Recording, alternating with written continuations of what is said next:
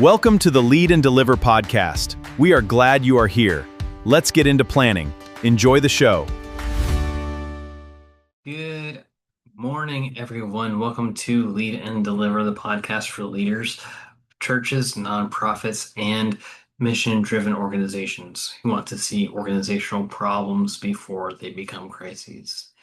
My name is Joshua Updegraff, founder of Kingdom Planning. Today's conversation is with Dr. Jeff Williamson, founder of Converge Group and a Gallup certified strengths coach. Jeff spent over 30 years in higher education before launching Converge in 2017, and his work since then has centered on one simple but often ignored idea. Most organizations spend their energy trying to fix people's weaknesses when the far more effective path is building around what people already do well. We get into a lot in this one. How leaders become the bottleneck in their own organization without realizing it. Why systems and delegation matter more as a team grows, not less. What reflection actually does for a leader's decision making, and why most of us have quietly stopped making time for it. And we close with a conversation about AI, ethics, and what it looks like to adopt new tools without losing the judgment that got you this far.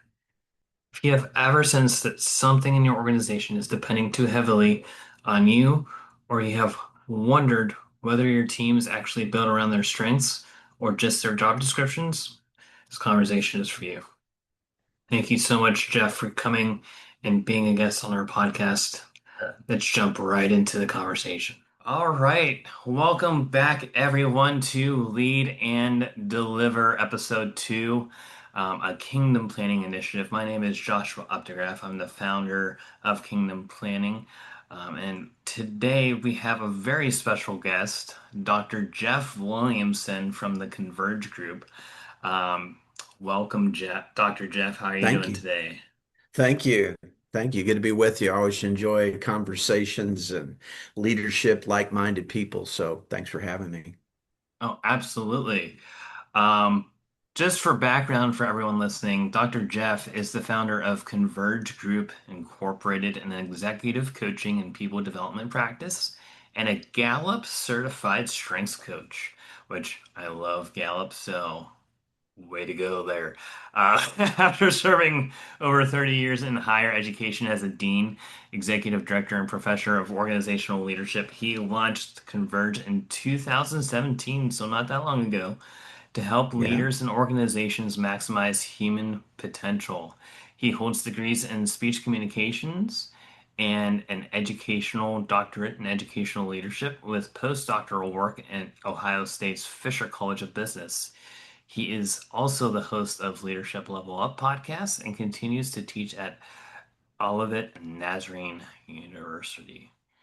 So, Dr. Jeff, kind of give us a background about yourself and how you got to be where you are today. Yeah, as you mentioned, I've been in higher ed for almost all of my career, 3+ decades now in a variety of roles, some admin, some classroom, kind of a mix of both. And I think I was early on, I was drawn to higher ed because I had such an impactful, positive experience in my undergrad education, and I loved what happened in me during that time. And so the thought that I could make a good living or a decent living, serving others who were in that process was attractive to me. So I got in my first job out of grad school, started at a small college and really just had opportunities continue to come along as I grew and advanced in my education, those kinds of things. So I love what happens in people's lives in those traditional college years. Now I've taught adult learners, 35, 40, 50 years old as well and still do. But I particularly love what tends to happen in the lives of learners in those 20 something years. I think those are so much a shaping process and learning process for them that I just have loved being a part of it, and I've really never gotten tired of it. I love the students. I tell them from time to time, they're why I'm there. I can, there's other ways to make a living, but I love students and I love investing in people and developing them. And so that's really, the view from 35,000 feet as to why I love being in higher education and coaching and development of people and their skills. Awesome. Awesome. And walk us through your decision to leave the higher education after over 30 years and launch Converge in 2017. Yeah, it was kind of a mix over that time since 2017. Prior to that, really coming out of my doctoral studies and research in 2002 that I did with the Gallup organization, I had opportunity from time to time. People would say, "Hey, I heard the study you did. I heard you worked with Gallup on your research. Could you do the strengths training for our team, for our department, for our organization?" And of course, I was like, sure, I'd love to do that. I love that. I still love that stuff. And so I had more and more times that people would just by word of mouth reach out and say, hey, could you come over and do a day long with us or a half day or whatever, or do some coaching? And so at some point I went, gosh, I'm having quite a few opportunities to do this, and I'm not even trying to promote my services. It's just word of mouth. And so at that Yeah. point, I thought, I need to be more intentional. So 2017 incorporated, got a website, started being intentional on social media and letting people know what I was doing. And so it really grew from there. And so from launch at 2017 to 2021, I was doing that alongside full-time in higher education, doing corporate engagement and some teaching as well. And so 2021 came, that was when I rotated out of my role in higher education at that time. And for 3 years was full-time on the work of Converge Group.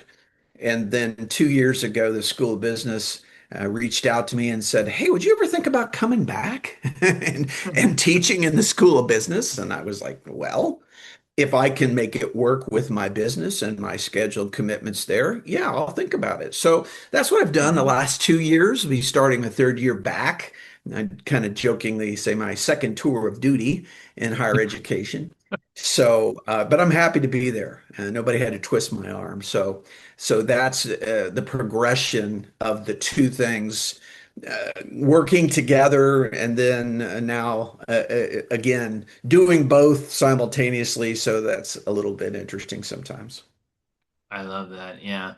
Um, you'll find that a lot that, teachers are become teachers because of impact earlier on Yeah. in their lives or their teaching experience. I know my wife, she has been a teacher for over 10 years and she's a Yeah. teacher of littles, but um, what got her motivated was one of her childhood teachers, love that. Hmm. Um, and Exactly. you and you mentioned about Gallup. I Hmm. think that's especially in the leadership space, highly underutilized nowadays. Hmm. It Yeah. was a fad, back 15, 20 years ago, where people were using it all the time, and it's kind of died off a little bit. But it's really it's still there in the background. But Hmm. I Hmm. know that I still utilize it every few years to see if any of my strengths or um, you know areas of expertise have changed.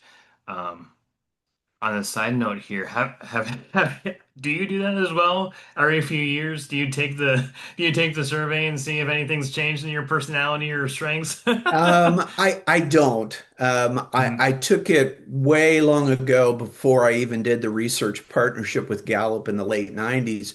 At that time, it was Mhm. called the Strengths Finder Assessment, and it was created by Dr. Don Clifton, who was at the time the CEO of Gallup.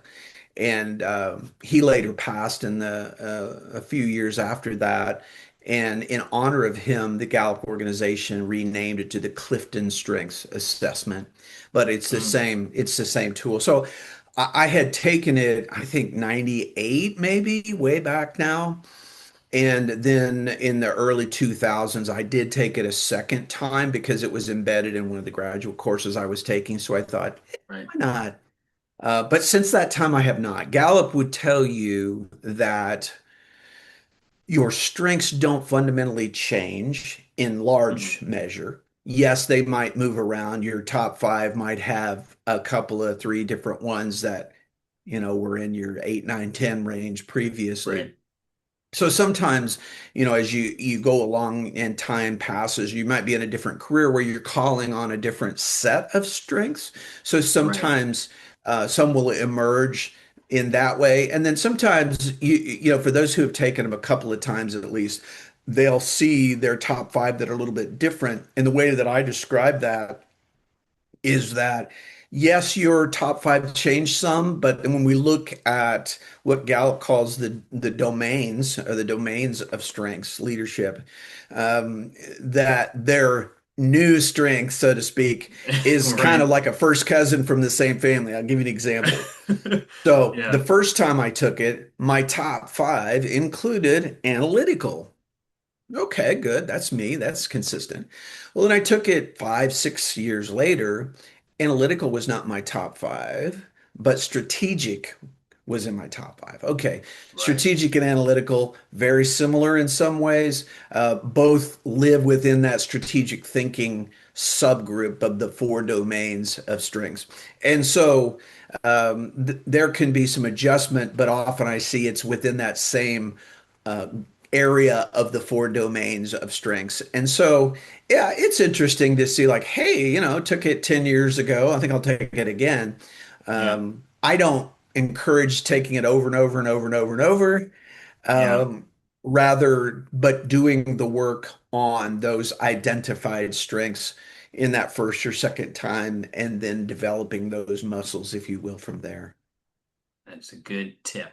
Yeah, I take it. I've taken it like a few times over the past Yeah, 15 years, that's like three different okay. times every 5 years. Yeah, Yeah. yeah, yeah. And um things have shifted slightly, but like you said, it seems to be Hmm. in the same area, Yeah, So yeah, very good yeah. analysis One there. thing I would add too, in terms of the extent to which it is still used now, I think it's now over 34 million people globally have taken the assessment since it came out. Probably Wow. what, well, I think I said 98, 99. It was a newer thing. So Mhm. 30-ish years that it has been out. So 34 million and growing daily. And Right. then also, if you look at Fortune 500 companies and their package of development, assessment, resources that they use for their people. Over 90% of Fortune 500 companies still use the Gallup CliftonStrengths assessment as part of whether it's learning and development or onboarding or those kinds of things. So it Mhm. is, I think its use is still as maybe as strong as ever in the corporate context. Right. But certainly people use it a lot. I know in my university, multiple classes, multiple professors embed it into their particular courses because the context, which I think we'll talk about in a little bit, the context of, hey, let's look at the best things about you.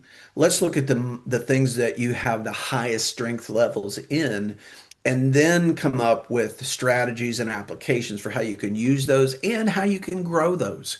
And that's largely what I do in a lot of the training that I do with organizations and nonprofits.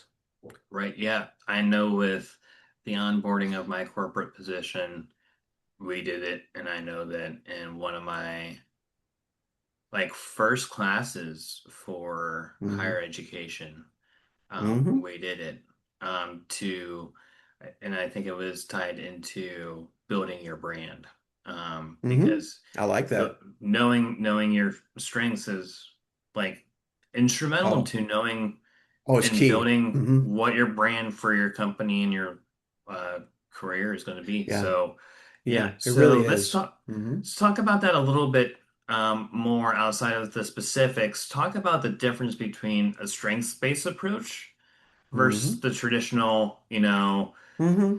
fixing the weakness model that Hmm. a lot of Yeah, organizations use. yeah, yeah. I call it a deficit approach. Mhm. Let's figure out what's wrong with you, and we'll fix you. Right. That's an option. I haven't seen people getting real excited about that journey, right? Let's talk Uh-huh. about what's wrong with you, Jeff. I'm like, oh, well, get in line. How long do you have, right? But Yeah. the thing that Dr. Clifton really emphasized from early on. He was a psychologist, a researcher, and the assessment really grew out of his work in that he believed we kind of had this people development, the human development thing upside down. He would say, we're using models of disease and sickness to try to help people get better. Now, in the medical context, sure, we need to do testing and determine what's not right, so we can get you healthy.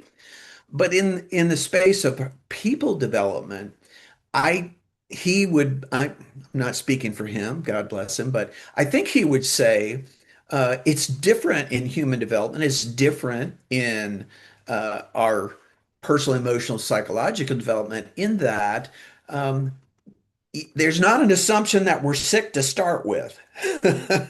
Right. So if we start with an assumption that everybody has strengths, Mhm. everybody has weaknesses. That's one of the sometimes uninformed criticisms of the strengths approach as well. You're just ignoring weaknesses and you're not paying it. You're just kind of putting your head in the sand. It's like, no, no, no, Right. no. Dr. Clifton's first book in the 90s called Soar with Your Strengths devoted an entire chapter to using your strengths to overcome your weaknesses. Right. So the idea that the strengths approach just ignores weaknesses really doesn't hold any water.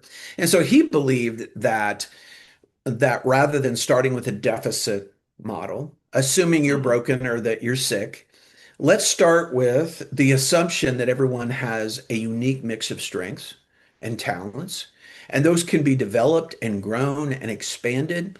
And here's the key for me, and I think is for a lot of people who love the strengths approach, is that if you use the metaphor of like muscles and you're working out and Right. if you're using those strengths muscles, the growth and the advancement of those is exponentially quicker and stronger than if I Yes. said, out of the 34 strengths that the assessment measures, I want to take my 34 and push and struggle and get it up to 25. Right. Well, that doesn't excite anybody, and it doesn't really work that well. But if someone has, say, a top 10 or saying, you know what, for example, I think 8 or 9 in my strengths is futuristic. I love, we talk about planning, strategic planning. I love thinking forward, thinking what could be. And so Dr. Clifton would say, hey, you already have that God-given hardwired in your DNA uh, ability to think into the future, to think strategically, to see what could be. And in those ways, he would have said, I think, that we grow faster, we get stronger in those ways when we're doubling down on our strengths. And then it becomes a thing that we can use to leverage in those situations where we're not operating in our strengths, right? So if you think of a Right. toolkit, for example, sometimes you need a different tool based on the context in the situation. Well, if a person knows their strengths, and knows what their strengths are not. If we were coworkers on a team and let's say I don't know your top 5 yet, let's Mhm. say you had analytical, arranger, and some of those kinds of strengths in your top 5 or top 10, and I would say, Joshua, I'm not the greatest at organizing and sorting data, but you have that arranger strength. And Mhm. that is something you're not just good at, you really like it. Mhm. Could we collaborate? Not handing off or dumping work on you, but could we Yeah. collaborate? And for this part of that project, could you help me with that? Because I'm just not the best at that. And I think you probably would be faster and at a more excellent level than if I did it. And you enjoy it and you're good at it, right? So Right. Clifton often said, passion and strengths come together. We don't love things that we're terrible at, usually. You know, Right. that's not a Yeah. risky statement. It's just not. Yeah. But those things that we really have some embedded abilities, and kind of go, man, you're picking that up quickly. Like, yeah, well, here's why. It often aligns with one of your top strengths. Right. And I think that, well, I don't think it's more of a proven fact that when you're in a leadership position and you have a team working for you or that you're working Mm-hmm. with and Mm-hmm. serving, it's one of those things where you as a leader, even though you're in a position of leadership, in a position of authority, you're not the end all to the knowledge No, and the not at wisdom. all. Mm-hmm. Um, and you have to keep yourself in that place of humility and be like, Mm-hmm. okay, I'm not Mm-hmm. super great at this aspect of my Yeah. job. Is there Mm-hmm. someone on my team who has that strength Mm-hmm. that I can Yeah. utilize and delegate Yeah. that responsibility to? Because that's the best way to develop your team and Mm-hmm. develop the people that are positioned underneath you to Mm-hmm. taking leadership roles in the organization is to Mm-hmm. find something at the that's a responsibility at your level and delegate it to them. Mm-hmm. And that Mm-hmm. way it gives them added responsibility, but it's something that they're good at and can Exactly. excel at and can get their name out in the organization. But a Mm-hmm. lot of leaders are, tend to do that because they're like, I don't want to give away all Mm-hmm. my power or make my team think that I'm not Mm-hmm. smart or that Mm. I'm not capable. And that's like, no, like Yeah. it, It's a your myth. team, yeah, your team will disrespect Yeah. you more if you come across as They someone know we're who not perfect, knows right? everything. Yeah. Yeah, yeah. It was a few years ago. I was doing a training day offsite for organization in our area, probably 60, 70 people, something like that. And I was ta they had all done their strengths. They're Mhm. becoming a strengths-based organization, and in that conversation of like, hey, somebody else is better at certain things than I am. I was Mhm. talking about, the different types of skills and things that people might have. And I was just having a little fun talking about that. And I said, it went reference to Excel spreadsheets, Mhm. and I just off the cuff, you know, jokingly said, I mean, who loves Excel spreadsheets? Seriously? And one lady in the front raised her hand, and the whole room just roared in laughter, Uh-huh. and I'm Yeah. like, okay, Pam was her name. I said, Pam, what do you do? She said, payroll. she, she was the one that made sure everybody in the organization got paid. And I said, hmm how do you feel about spreadsheets? She goes, she's just so sweet. Oh, I love them. I love spreadsheet. I love Excel. I love data. And I said, there you go, right? Analytical, arranger, skills like that were in her top 5 or 10.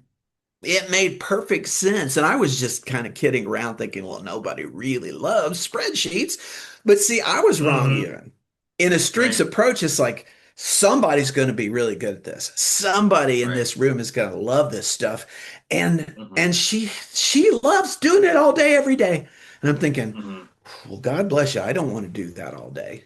But Yeah. somebody in your organization probably does. And I've often said over the years, all of us is better than any of us.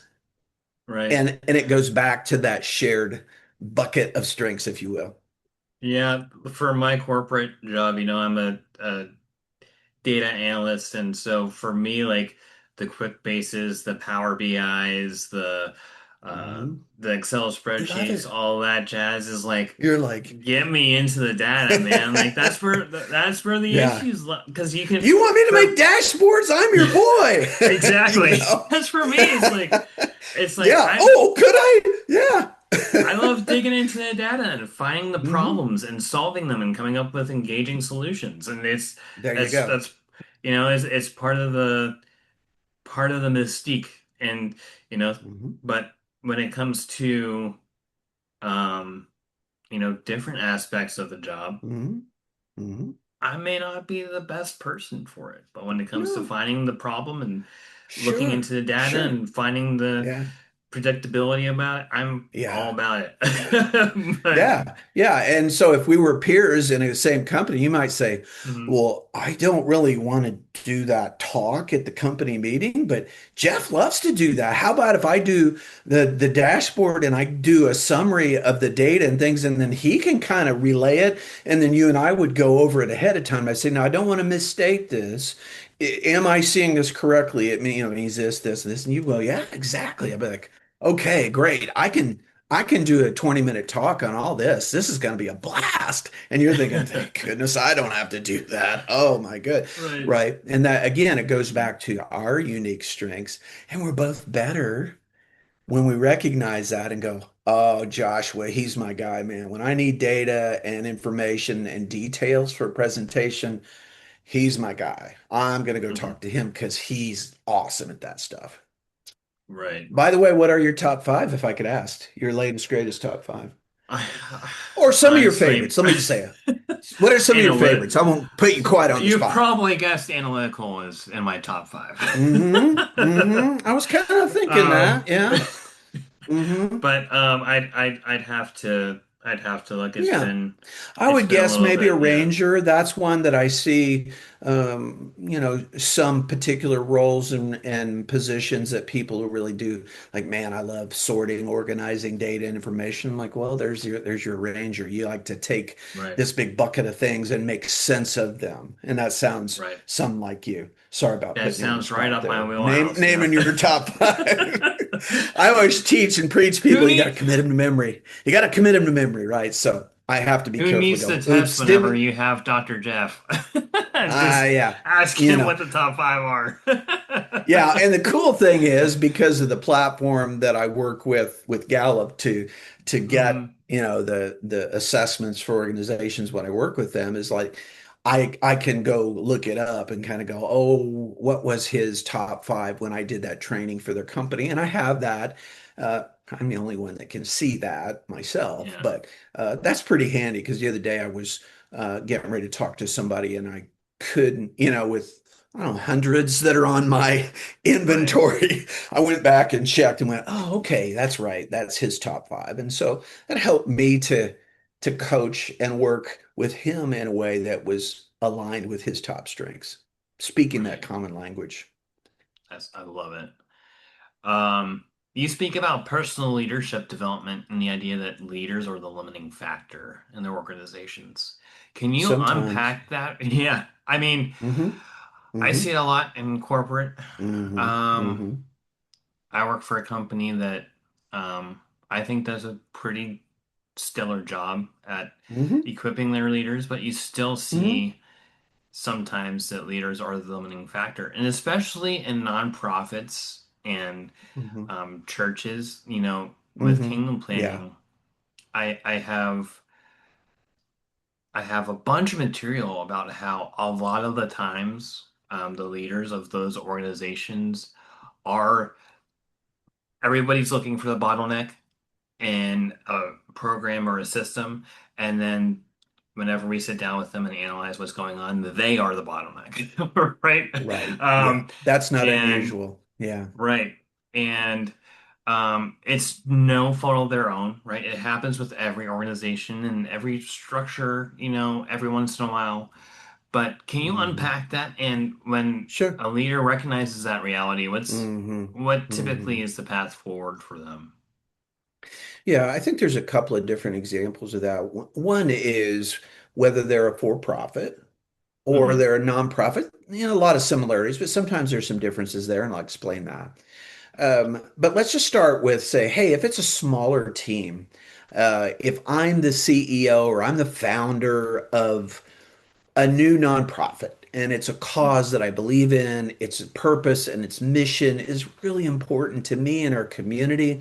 So I may go out and start a nonprofit. And Right. my goal, my heart's desire is to solve some problems that I see in our community. Hmm. So at the beginning point, I'm starting it, I'm engaged, I'm involved, I'm all in because my heart is really in it.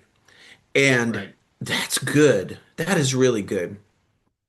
But what can happen is when that organization begins to grow some, begins to be more successful as time goes by, now I maybe have 10, 15, 20 people, and it's functionally not really realistic for me to have my fingers in every pie, so to speak. Right. And so what will sometimes happen is if an organization grows quicker and that leader whose heart and soul is all in, if they haven't developed or created systems for how they want to do things or have other people do things, then they can get in this space where they're like, no, I do that. No, no, no, no, no, no, I do that. Yeah, I do that too. I do that too. No, I do that. Right. No, I need to see that myself because this means so much to me. Right. Right. So they're controlling a lot out of good intention, as you mentioned that, because Hmm. they believe in the purpose, the mission, the cause, the business. Right. So sometimes that can happen. In a larger organization, control comes into play too. Right. If I have a department of 6, 8 people and they're my team and I'm kind of the primary decision maker, or at least I think so, then I don't maybe share as much information. I don't teach my team how to do some of the functions that I am currently doing. I Right. think back to last year, I worked about a year with a third generation CEO of a family owned organization. Right. And he at the time was just a couple years into like, okay, dad retired and now you're the CEO. And that was part of the struggle was, hey, dad had kept a pretty tight grip on those things. Benevolent, yes, but kept a tight grip on those things. And that was not the model that was going to work in this growing, thriving company. And so we had to work through some discussions about control and trust and, Right. how much of your day are you giving away to things that somebody else could do? Right. And so I'll pause there because so control and trust Hmm. and then being willing to give things away and invest in other people so that they can do those things because the insecurity in us can kind of go, well, if Tom and Sue know how to do this, do they need me anymore? Right. And we think, well, I'm Right. going to just, I'm going to become expendable because I'm giving away all this knowledge. But if a business, an organization, nonprofit is growing, they're going to need a bunch of people to execute on the mission or to have this be a profitable company, right? Because they can scale up if they already have those systems. Because a lot of times I'll see teams of 3, 4 people. They just like they start a business, they're excited, and they're scrambling to get things done, and then all of a sudden their business increases like 3 times or 4 times what they were at. Well, if they don't have systems in place for when they had 3 or 4 clients, if they don't put those in place, then when they have 15 clients, now they're getting bogged down. They're getting bottlenecked. They're getting people saying, well, I'm not hearing from them. And I'm not going to do business with them because I'm just not hearing back from them. I need timely, responsive people. And if 3, 4 people are trying to do the work of what should be 8 or 9, it starts to add up and then it can really hurt the organization. Right. And especially with faith-based organizations and stuff that care about Hmm. not only Yeah. the mission but the people that they work with. Yeah. I find Hmm. it really rare actually that they're we call them SOPs, but standards of procedures Yeah. are Hmm. established in those organizations. That's one of the biggest Hmm. things that you need to have. And Hmm. whenever I Agreed. discuss that with organizational leaders and everything, I'm like, hey, asking your, especially whenever you're starting up and you're newer in a newer company, Hmm. Hmm. asking, they're afraid to ask because they're afraid to ask their employees to uh, walk alongside them and create the SOPs Hmm. with them Hmm. because they're like, oh, this person is going to think I'm trying to get rid of them or like making it easy to replace them. It's like, no, like Hmm. you're looking out for that person. If that person goes on Hmm. vacation Yeah. for a week or has Yeah. something medical that they need to be out of, your They can do company it. needs. Yeah, your company needs Yeah. to have like a Mm-hmm. document that tells them what they do, where everything's Mm-hmm. located, Mm-hmm. so that they Yep. can seamlessly move into that Mm-hmm. position, take over while that person's gone, and then Mm-hmm. that person can come back and not have Yeah. piles of paperwork or business Yeah. to complete upon their return. Exactly. And Yeah. it's like it makes everyone's life easier. Right. It's not Mm-hmm. saying, "Hey, I'm going to replace Mm-hmm. you or make it easy to replace you." No, trust me. Mm-hmm. Mm-hmm. I was a chef for 14 years. You get I it. know about jobs that are easy to replace. Mm-hmm. Mm-hmm. But Yeah. Yeah. but Yeah. in organizations and stuff, you need those standards of procedures, and Yeah. Yeah. it's one of those things like you were saying that Exactly. a lot Yeah. of people just Yeah. If a look over. company Yeah. has one accountant, for example, Hmm. and they want to hire a second person, third person, with this, like you were saying, well, then if I'm the only accountant for that time and now we have a new person, now we have two. If I'm teaching them our systems, our processes, here's how we handle this, how we do our invoices, how we do reimbursements. That's for when we have three times as many clients and we need two or three accountants to manage all of the flow of finances and those kind of things. So, to your Right. point, it's like, no, that doesn't mean they don't need me. It means we've grown the business, so we need three of me, maybe, Right. or whatever, right? It's cool. You mentioned your experience as being a chef for 14 years. I was thinking about just a simple thing of, when I was a kid at home in junior high and high school, my mom taught me to cook. Hmm. And then when I was getting done with college and was going to be moved out living on my own, I said, Mom, I need to know how to make my favorite things because Hmm. I'm not going to be living here anymore. So she taught me some of Right. those favorite things. Well, now today, God bless her, my mom's been gone for over 7 years, but I can make those we call them Grandma Right. Betty's yeast rolls. I can make them and they're pretty good, right? Right. So it multiplied the things that she could do. And Right. now my kids make Grandma Betty's yeast rolls Right. on holidays. And so now a second generation after mom is doing a very similar thing. And it's really, yeah, it's recipe and cooking, but it's just standard operating procedures is really what a Right. recipe is, right? Exactly. Yeah. And Yeah. So, and think about the legacy too, right? Um, yeah. and Hmm. our job as leaders isn't to pull up the ladder behind us. Our job, Mm-mm. even with Yeah. kingdom planning, I'm creating Come on up. standards. Yeah. I'm creating SOPs all the time Hmm. because if Hmm. there's a way that I can help um, Hmm. business Yeah. leaders and executives get to a good place in Hmm. business, and I can Hmm. give them that information for free, or if someone else comes up along the Hmm. same line of business that I'm at and wants to succeed, I can be like, hey, Hmm. look at all the stuff that I did. Here's how we do Hmm. things to be successful. And it's Hmm. not the there's no when you have a scarcity mindset, it Yeah, limits the ability to perform the way that you could really, and the it impact and does. the Hmm. legacy that you can leave behind. Hmm. Yeah, yeah, that's so So, true. you emphasize reflection as essential for leadership. Yeah, Um, yeah. I believe one of your quotes is reflection creates alignment between values and actions. Hmm. So why is that connection so critical, and how Hmm. do you help leaders Yeah. establish healthy reflection practices? Yeah, I think reflection is so important because it is when we intentionally take a few minutes, whether it's a beginning of a day or end of a day or a certain time of the week, that we stop and think about what we're doing. We stop and Hmm. think about why we're doing what we're doing.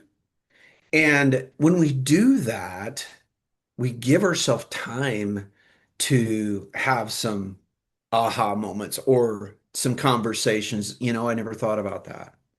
So Right. reflection can be multiple in the ways it do. For example, I have my faithful friend that I take with me everywhere, and that's my journal. Hmm. So I get an idea or I have a list of things, I can go boom, write it down. Um, and so when I'm teaching leadership development or strengths or whatever the case, I always have some questions. I always have some times when, hey man, I hit the Bluetooth speaker and play some chill music and give them 5, 10 minutes to reflect on a set of questions. Right. Because in reality, when we get in our jobs and we're at the office or wherever we do our work, we just run, run, run, run, run, run, run. And I don't think we build in time for reflection.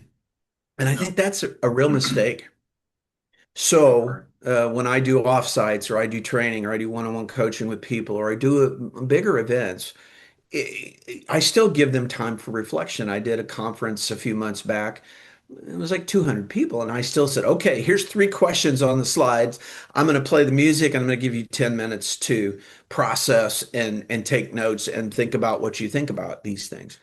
And so it really is something we can do in any kind of setting. And I just think it's so important because in so many cases, especially today with nonstop media, nonstop content, we can get so caught up that we don't just pause to think about what's important to us, what we want to give our days to.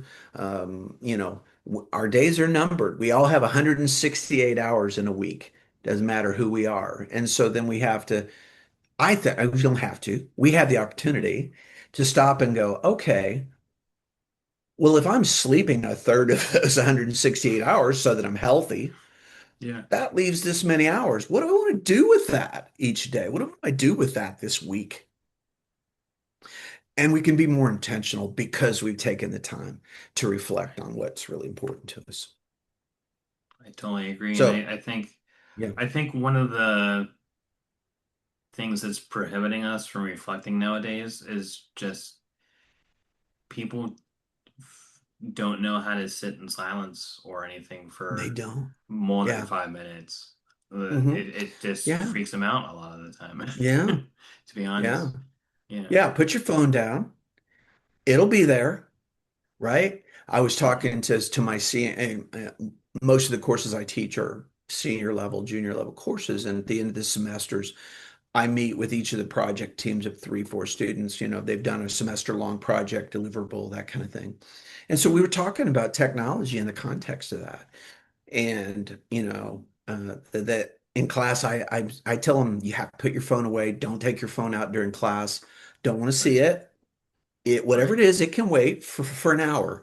And so Right. we were having a good spirited conversation about that at the end of the semester. One of them said, well, here's the thing. I I'm a senior and I've interviewed for a couple of 3 jobs and I'm waiting to hear back on things. And I'm like, okay, all right. And, I said that's really important stuff. But let me ask you this. If you are a finalist for 2 jobs and one of those companies or organizations decides you're the one they want, if they call you during that hour that you're here in class and it goes to voicemail, do you think they'll just change their mind and say, well, she didn't pick up, so we're going to go to the next candidate? Or do you think they'll leave a message and say, hey, Jeff, wanted to follow up with you on our conversation about the open position. When you get a chance, could you call me back? Yep. I said, if you call them back a half hour later and say, hey, it's Jeff, I was in class and just wanted to get right back to you as soon as I could. They'll say, hey, yeah, we wanted to let you know that we'd like to extend you an offer. I said, they're like, yeah, that nobody's going to not hire me because I didn't pick up in class. I said, Right. well, that's kind of what I think, which leads back to you don't have to have your phone every Right. hour of the day, or at least Right. be on it, right? So that's been honestly, that's been an ongoing challenge is Right. distractions, even in the classroom. And And it also so, gives you an air of confidence too, right? yeah, Because if yeah, if you're if you're available all the time and you're just like waiting by the phone yeah, for yeah. the job and like you want to be Hmm. prompt and you want to be respectful, right? But like if Right. you're overly eager and stuff too, they can sense that. Hmm. And Right. if you're just And like if yeah, you're like, hey, I have other it's true. responsibilities, I need to be respectful of those responsibilities, and I'll Right. get back to you as Right. soon as I can. and you come Yeah. onto the phone call with an air of confidence and the air Hmm. of, hey, Hmm. you know, Yeah. I was just busy with class. I Hmm. had a obligation I had to hmm fulfill. Yeah. The company's gonna be like, oh, They're not gonna mind. I'm Yeah. so glad I didn't know you that were in class. I'm I'm gonna hire glad you. to know. Yeah. Yeah, yeah. And the way I teach my classes or I do training with organizations is it isn't just hours of Jeff, blah, blah, blah. hmm It's a portion of instruction, a portion of reflection, a portion of dialogue, maybe in a breakout group or in pairs. And so when that student's in my class, probably half the time they're talking to each other or we're talking in a full group discussion. And so Right. they don't have time to be engaged in the way I do class and just sit there Right. uh, on their computer, on their phone. That's not okay with me. And it clears room for reflection. And I build that in even in the classes to say, okay, take a couple minutes, write down some thoughts, and then at 5 after you're going to pair up or get in groups of three and talk about your reflection that you just took a moment to think about and process what you think. A Right. lot of people don't do that. So that's Right. one of many reasons I'm a believer in reflection. I agree. You speak at the Converge conference and teach at Olivet Nazarene about leadership paradigms and leading change. What leadership Hmm. paradigms or paradigm shifts do Hmm. you see organizations needing most Hmm. right now? Yeah. Yeah, it's good timing right now. I'm finishing up a 2 month doctoral course that I'm teaching, and the course is leading change. And in those discussions, with there's about 14, I think, in the cohort. In those hmm discussions, I'm hearing them talk about what I think a lot of organizations are struggling with in paradigm shift is that, hey, I've got a good, kind, gracious senior leader who's been here for 25 years. And I can say this because I'm in my 60s. But they're really struggling with uh, adjusting their approach, or they're really struggling with how they lead, or they're really struggling with trust and not being a bottleneck and letting their three, four, five directors really lead those teams and have it be more of a collaborative environment. So that's one of the Mhm. shifts that I see in corporate and even ministries, faith-based organizations, healthcare is Mhm. that ongoing transition. That's just the reality of years and time is that we have good people with high levels of expertise and knowledge that are later in career. And sometimes I think they can make a mistake. And again, I'm north of 60, so I'm pointing the finger at me too, is Yeah. we can view the methods by which we do things as the only way to achieve the mission or the purpose of the organization, when in reality, we can change our methods, we can change some of our practices, and not necessarily give away our mission or our purpose. And so sometimes as the years go by and leaders who are later in career, we can get comfortable with those processes and systems and start to give them a sacred nature that they maybe don't need to have. And so I see that as I work with, younger leaders who are in their 30s, even in their 40s, saying, I want to be respectful. But I want to keep things moving, and my department needs to be responsive and move quickly, and my superior isn't doing that. Right. And so that paradigm shift to a more collaborative, as opposed to control and command authority based kinds of things. Yes, your CEO is still in charge, but how they practice that leadership, I see that changing and growing into a more collaborative, um, collecting insights and feedback before decisions are made rather than just kind of dropping the information from on high and forcing everybody to figure it out from there. Right. Because you have the mindset, a lot of leaders and organizations have the mindset of, if it ain't broke, don't fix it, right? Which Right. Yeah. kind of hurts me as a Lean Six Sigma green belt because I'm Mm. constantly seeking continual improvement, right? So Yeah. it's like, well, what about we're not trying to hmm change the overall purpose and mission of the organization, right? It's just That'll the remain the same through processes. it all. It's just hmm if there's a more efficient process or more hmm a way that we can reduce waste and hmm Yeah. inefficiencies, then why don't we go that route? You know, Right. And we were um, talking before we came on about the implications for artificial intelligence, right? mhm, Some people think it's the end of the world. Others think it's the beginning of a great new era. mhm, And at the least, there's the opportunity for a lot of processes to become more efficient. right, And yeah, I think we're kind of in that middle ground where I hope we don't throw out the baby with the bathwater, as the old saying goes, but that we look mhm, at it and go, hey, we need some boundaries. We need some operational guidelines, if you will, as to how we use it, what we use it for. But mhm, it's a tool and a resource it's arrived. It's here. yeah. So are we going to condemn it, or are we going to ask intelligent questions and find out what it can do and the things that it cannot do, right? And that's why I offer ethical implementation of AI into Yes, businesses exactly. because people are afraid to just even open the door. And it's like, listen, you're doing Mm-hmm. things that were done 30 hmm years ago by people that you could Yeah, do yeah, and yeah. takes you 5 to 10 hours a week that you can get done in a half hour with hmm AI. And Yeah. it's like, how about we do that the easier way? hmm And I can show hmm it, and you're already paying for the tool. You don't, a lot of Yeah. people think that you need to like implement like a whole new system and software and stuff. It's like, no, hmm you're already paying for the No. tools. You're already paying for the No, tools. and you can You create just need to use agents to them. do certain functions, and you know Hmm. that because you Hmm. do that in your work. But yeah, I did a site visit with a company a few weeks ago that we're thinking about working together, and it was kind of that, oh no, nobody touches that but me, Hmm. And I thought, oh, okay, this is going to be a control challenge if we change Hmm. processes, if we change systems.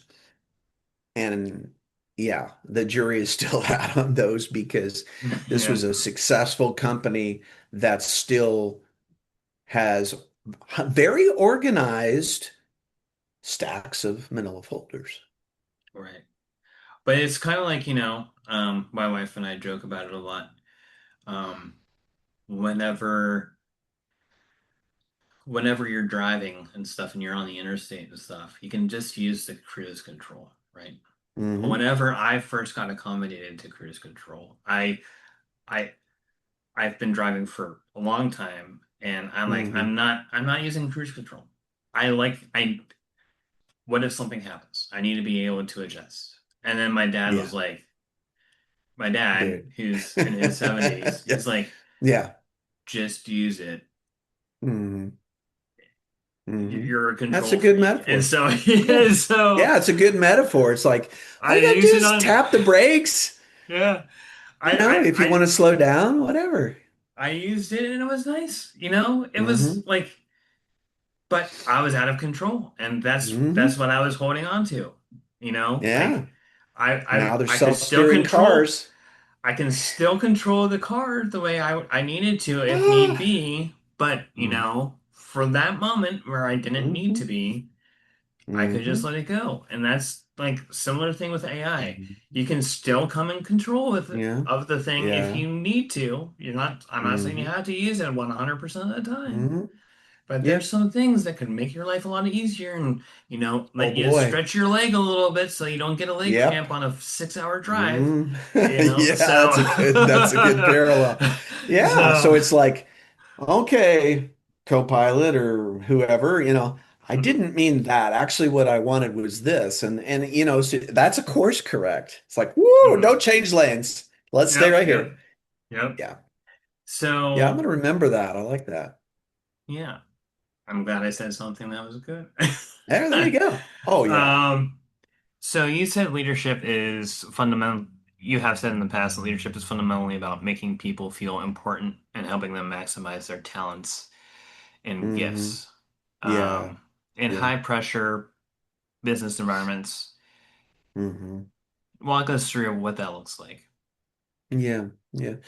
Well, one of the things that, and this kind of relates to our conversation about taking a pause to reflect, etc., in those environments that are high, fast paced, they are revenue driven, they can't waste a lot of time and money solving problems. I get that.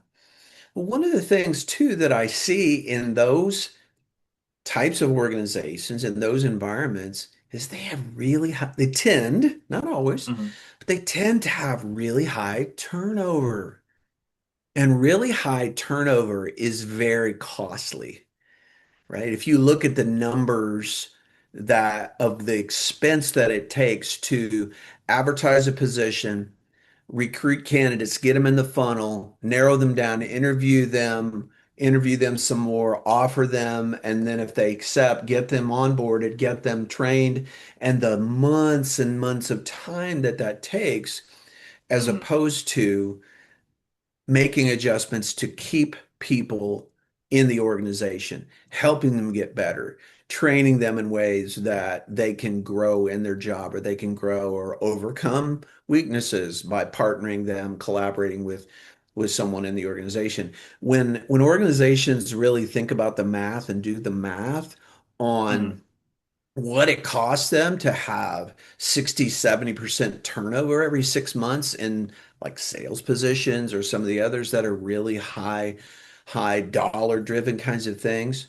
I think if they just did the math, they would understand that they would, just from a cost perspective, they'd be better off to take the time to invest and develop their team and their leaders using strengths perhaps and it's going to be a net gain because if they can cut a 67% turnover down to 30% or 35%, now they build some continuity on that team. Now they develop Right. some experience and 2, 3, 4 years of people in that role, and they get better and they do it better and they do it quicker. And maybe they use some tools like you mentioned to do that job. And now they're much more efficient than Right.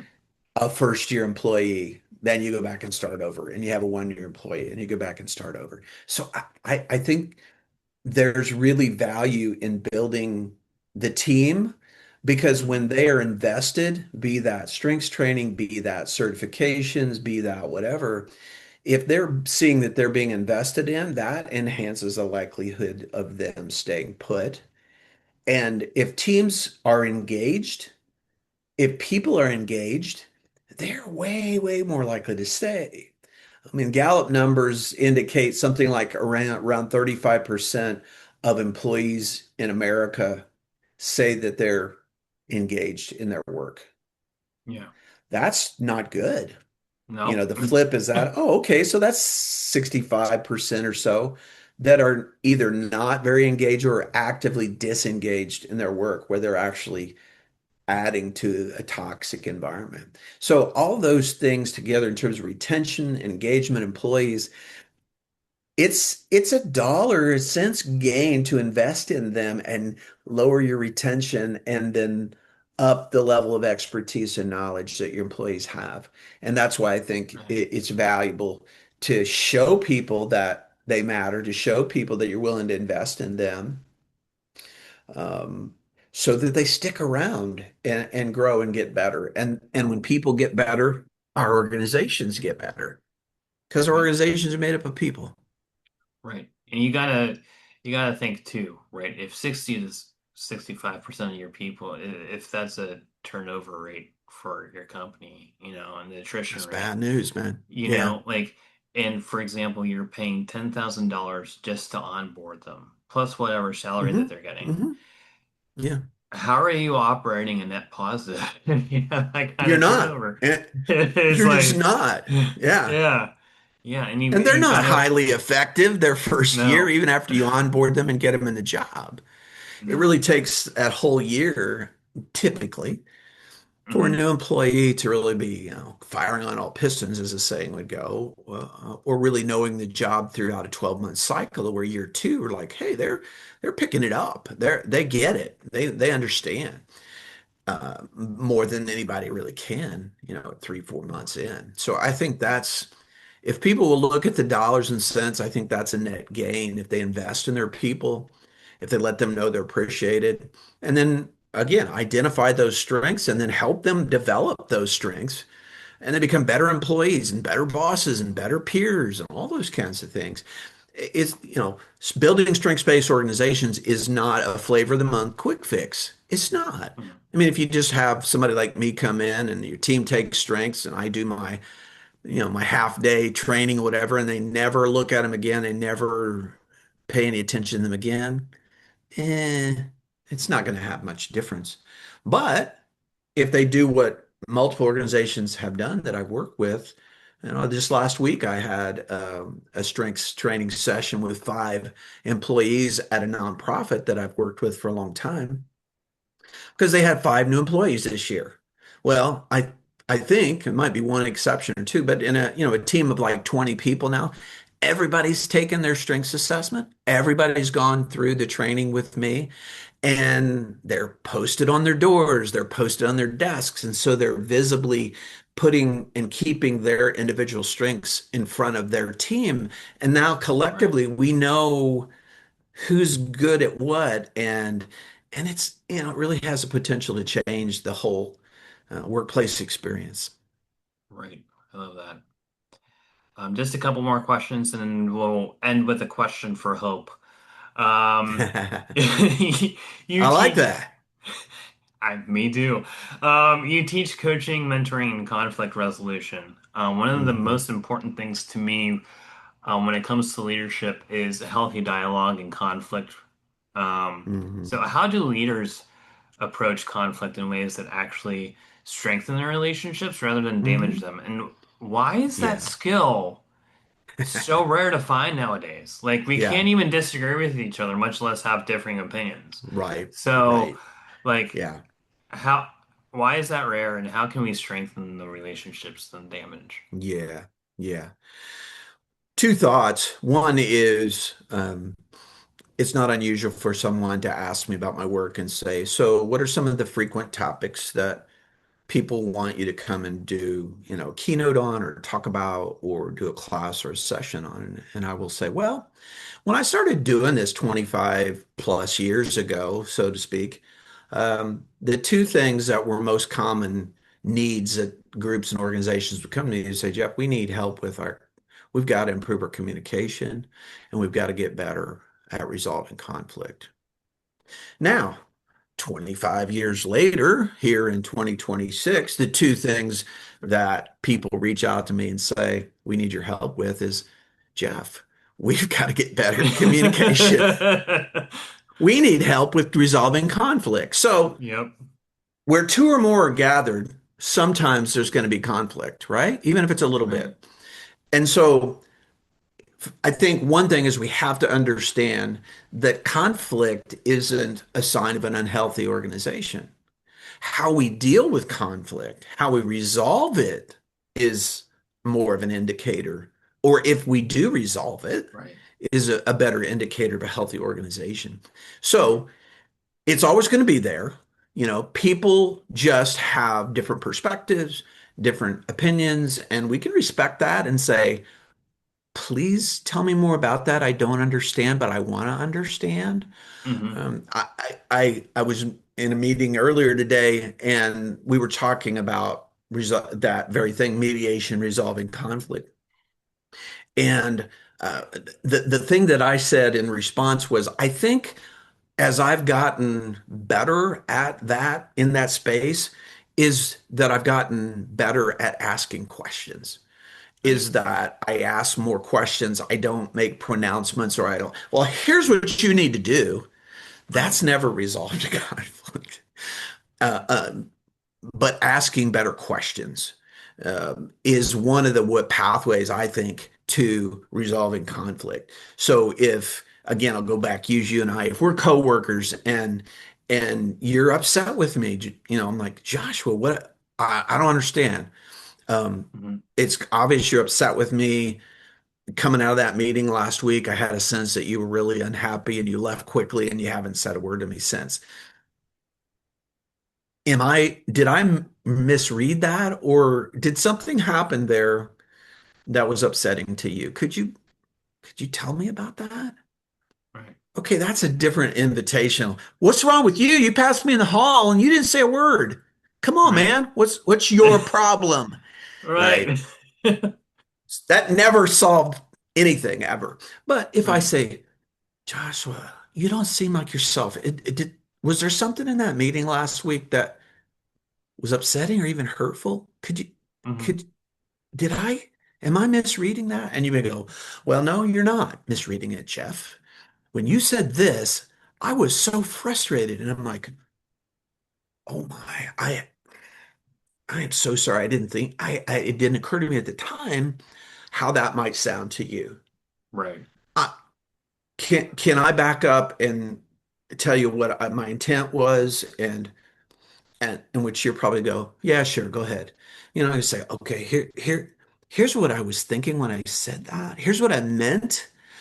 And I did not intend it to come off as you just described it to me. Right. Please forgive me. I am so sorry. I maybe was too quick. Um, were there other things about that meeting that just didn't feel right to you? Hmm. Were there any other things? Okay, so now, pause the tape. If the conversation is like that, that's embedded with questions. My nonverbal, my tone of voice was, oh my, please help me understand what happened because I Right. think something wasn't right and I'm not sure what it is. But when you communicate that way, you indicate, Josh, you matter to me and I sense something is not quite right. Could you tell me about that? Right. That is a whole different representation. Well, what's wrong with him? Hmm. That Right. solves nothing. In fact, it tends to escalate it. So Right. And I think as leaders, we need to foster an environment where people are comfortable with we coming to do. us and voicing their Yeah, concerns. Because right. I know Hmm. previous um, one of my previous bosses and I, we had this relationship where if they said something I could disagree with, I could just say, I 1000% disagree with you. I still respect you, but here's why I disagree. Hmm. And tell Hmm. me, and Hmm. can you help walk through some of these things that Hmm. I'm disagreeing Hmm. with? Hmm. Um, I'm still going to respect your wishes and do it the way that you Hmm. would like me to Yeah. because you're my Hmm. boss in this situation. But Hmm. you Hmm. know, here's why I disagree and my Hmm. thought process going through it. And like it's, people are afraid to have those conversations whenever they're In some cases. Yeah. the Yeah. employees and Right. lower on the totem pole. And Yeah. Hmm. we need to foster environments that make people Hmm. comfortable coming to us and voicing those disagreements so that Hmm. if there's something we could be doing better or communicating Hmm. more effectively or more Hmm. compassionately or Hmm. stewarding our people better, which is the whole purpose of being a leader is to steward the people, Hmm. then um, we need to be Hmm. open to that conversation. Yeah.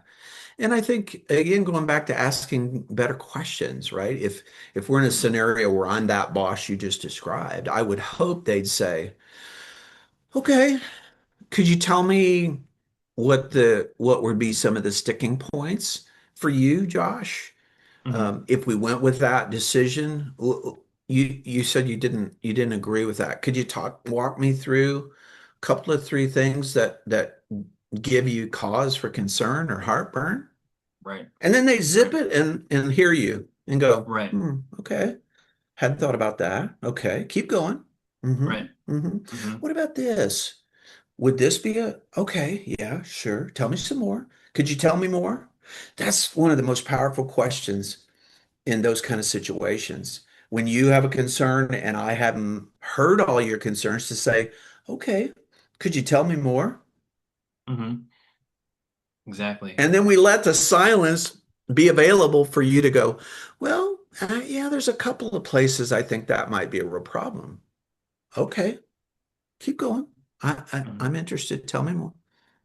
That's a different conversation than going, whoa, whoa, whoa, our decision's been made. Don't need you pot shotting my authority or undercut me. See, that's a response of an insecure leader, in my opinion. I agree. I agree. Mhm. So we're just gonna land the plane here. I have Okay. one last question here. And I think the last couple of questions that I was gonna ask tie into it really well. Okay. First of all, you continue to teach at Olivet Nazarene and just received the Hmm. 2026 award for teaching excellence. Awesome. Thank you. Thank Congratulations you. there for receiving that award. Thank you. Definitely very well deserved. Um, and about teaching and leadership, right? Hmm. Looking Hmm. ahead, what gives you hope Hmm. about the future of leadership and the Hmm. emerging younger leaders and leadership in Christian business and nonprofit organizations? And what do you think, Yeah. going along with that, what does the next generation need the most going into this new Hmm. season that we're Yeah. looking at right now? Yeah. Thank you for mentioning that. I didn't know coming into that day that was going to be a recognition I was going to receive, but it means a lot to me Hmm. because it comes from the students. Oh, The wow. students Yeah. the students nominate different faculty members that they would like to be considered for that award, and then they fill out a survey as to why they think that person is deserving. And what it means as much, maybe even more to me than, the award on the wall is that the Right. things that those students said in their comments as to why they thought that I was a candidate for that. And Right. one of the things that really stuck out, and one of those, and I didn't know who said it particularly, but one of the students said that I believed in them before they believed in themselves, that I Hmm. helped them see themselves in a future role or level, position, whatever, before they could really envision it. And again, that's my futuristic, that's my strategic. I can see it developing and happening for them. And so I think that's such a big piece of it for me, is just to have an opportunity to kind of ride shotgun with people, whether they're students in my university courses or clients that I'm coaching or whatever, Right. is that I can help them see a future outcome and really help them believe in it, not just see it, but believe in it. Right. That means so much to me, to be able to do that for other people. And then going forward, the second part of your question, going forward with leaders who are maybe early career right now or emerging leaders, Hmm. that uh, sometimes, we get into definitions for different generations. You can say, oh, those millennials, those Gen Zs, those boomers, wherever the people Right. are. I'm typically working with students who are younger than me, and I kind of feel a sense of defending them, even if I could say that, because I Right. might hear someone say, "Oh, those millennials, those Gen Zs," and I will often say, "Hey, time out, okay? What you just described as your perception of a Gen Z or a millennial, I know dozens of people, maybe even hundreds, in that age bracket, in that phase of their careers and their lives, and I think they're going to change the world. I don't think they're these negative stereotypes that show up in our scrolling, that show up in news feeds, that's just clickbait about 20 somethings or Hmm. 30 somethings.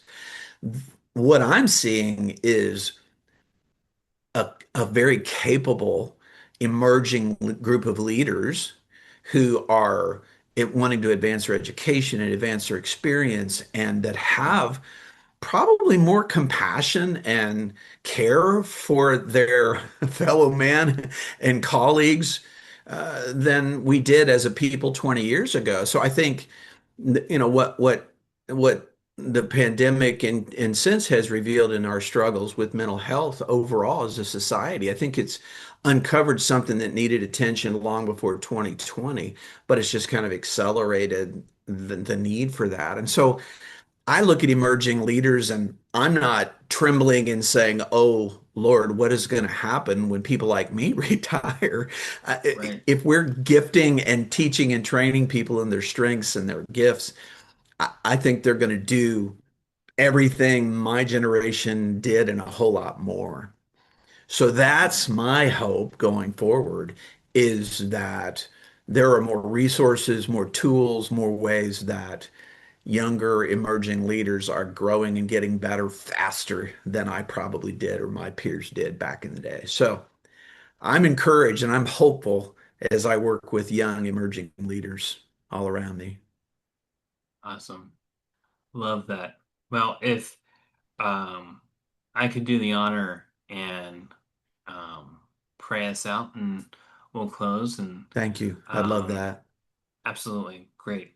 Lord Father, we thank you for the blessing of having Dr. Jeff on and for hearing his wisdom and his discernment about the topics that we discussed today in leadership and being productive and focusing on our strengths, Lord. And we thank you that you focus on our strengths and on our weaknesses, and that you step alongside of us to help us grow and become compassionate and capable individuals throughout our journey, Lord Father. And we pray that the people that hear this today, Lord, that they would be blessed by what we talked about, Lord, and that you would help us to be good leaders, and that you would put us in positions where um, you would have us touch the lives of individuals for your sake and for your kingdom and for your glory.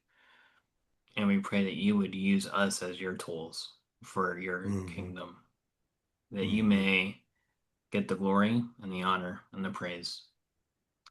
And everything that we do is for you. And we thank you for today. We pray that you bless us. In your name I pray. Amen. Yeah, may it be All so. right. Thank you. All right, everyone. Thank you, Dr. Jeff, for coming on. It's my pleasure. Everyone, everyone listening, don't forget to take the moment to step back to see clearly. Ask the Lord how He can help you lead more courageously so that we can all steward faithfully under Christ's authority. We'll see you all next time on the Lead and Deliver podcast. Take care. Hey everyone, Josh with Kingdom Planning with you again. Thank you so much for watching the previous recording. I just want to let you know that we are here for any of your leadership needs. Right now, we are doing market analysis, risk management, and risk analysis, but we help people discover things that they may not see in a faith-driven culture. So please make sure you check out our free resources below. We have the Leadership Clarity Field Guide, but we also have a free market analysis snapshot for your local market available upon request. We also have a Leadership Clarity Scorecard where you can see if there's anything that you might need to work on in your leadership context to operate efficiently. And that is also free. It's real-time scorecard. And you also have a hidden strain scorecard as well to see if there might be any hidden strain lurking beneath the surfaces there in your organization. So please make sure you check those free resources out, as well as all of our other resources at kingdomplanning.org. But all of the links to the free resources are in the description, as well as to our book, The 5 Hidden Strains of Leadership. So please make sure you check those out. If you have any concerns or questions for us, please reach out to me at upthegraphj@kingdomplanning.org, and I will get back to you as soon as I get your message.